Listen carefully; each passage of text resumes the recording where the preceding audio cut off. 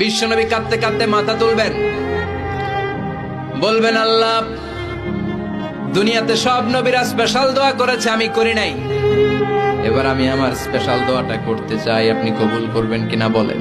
আল্লাহ বলবেন, নবী কি আপনার দোয়া বলেন?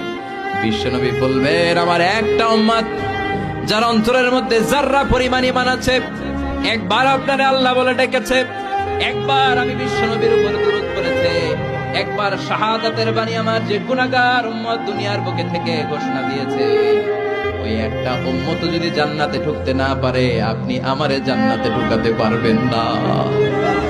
আল্লাহ বলবেন, সাল তুতা, সাল সাল তুতা, ওয়াশফা তুশাফা, শাফাত করেন নবী করেন, যার জন্য দোয়া করবেন আমি কবুল করে নেব।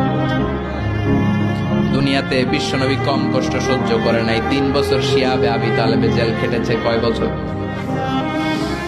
দুর্ভিক্ষের বছরগুলোতে বিশ্বনবীর পেটে দানা পানি ছিল না।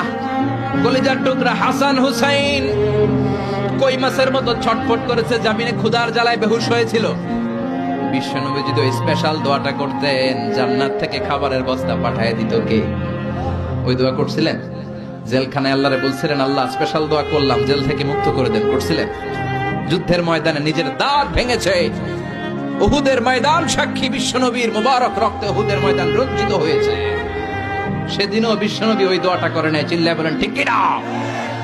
তায়েফের ময়দানে বিশ্বনবী কয়েকটা জায়গায়, 3 জায়গায় বেহুশ হলেন। বিশ্বনবীর মুবারক দেহ বেয়ে রক্ত ঝরলো। ওই কঠিন বিপদের দিনও বিশ্বনবী এই দোয়াটা করেছেন নাকি?